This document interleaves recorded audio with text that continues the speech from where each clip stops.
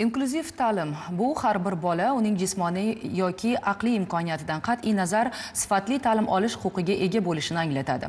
Ustozlarimizning har bir bolani yuragiga yo'l topa olishi, mehr bilan yondashuvi, individual ehtiyojlarni hisobga olgan holda ta'lim jarayonini tashkil etishi inklyuziv ta'limning muvaffaqiyat kalitidir. Navbatdagi lavhamizda ana shunday mehridaryo, mahoratli pedagog haqida so'z boradi.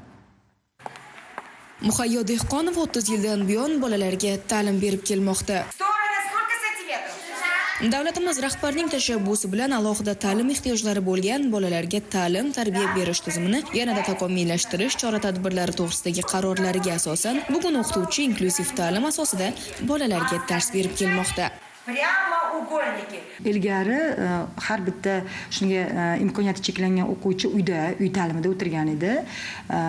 Hozirgi kunda mana shu prezidentimizning qaroriga binoan shunaqa o'quvchilar sog'lom bolalar safida darsga kelib ketib ilm olyapti. 2021-yildan boshlab imkoniyati cheklangan bolalar bilan ishlab kelyapman.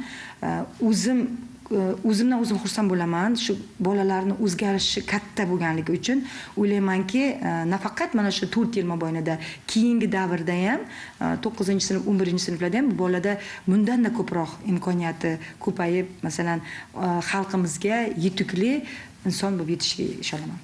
Har bir bolaning o'z talanti bor. Uni ilg'ay olish va rivojlantirish uchun esa pedagogdan kuchli mahorat talab qiladi, deydi qahramonimiz. Uchta tilda shu qo'llanma yasaganman-da. Qo'llanma har bitta darsga ishlatiladigan. O'zim shu qo'li bilan toki bunaqa bola qo'li bilan ushlab, ko'zi bilan ushlab ko'rish kerak-da. Ushlamasa sezmaydi. U faqat eshitish jarayoni kam. Unga shu ko'proq o'sha qo'llanmani qo'li bilan ushlatib ko'rish kerak. Deylik, masalan, bir opit ko'rsatyapman, shuni o'zing qilib ko'r. Uyda mumkin emas, senga mumkin emas, san qilishing mumkin emas degan gaplar bo'lganda, maktabda u qilyapti-ku, qilib ko'rsan ham. 2020-yilda bo'lgan avtohalokat tufayli imkoniyati cheklanib qolgan qizaloqning onasi bugun farzandi o'z tengdoshlari qatorida ta'lim olayotgani va undagi o'zgarishlarni ko'rib mamnunligini bildirdi. Ilgari bolalarni, imkoniyati cheklangan bolalarni uyga olib o'qitishardi. Agar maktabga qo'ysangiz, sog'lom bolalardek yuradi, o'qiydi. Ustozlari juda ham yaxshi. Men juda ham xursandman.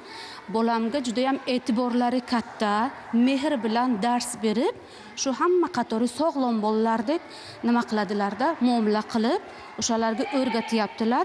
Ta'lim sohasiga qo'shgan hissasi va mehnatlari inobatga olinib, qahramonimiz 2024-yilda xalq ta'limi a'lochisi ko'krak nishoni bilan taqdirlandi.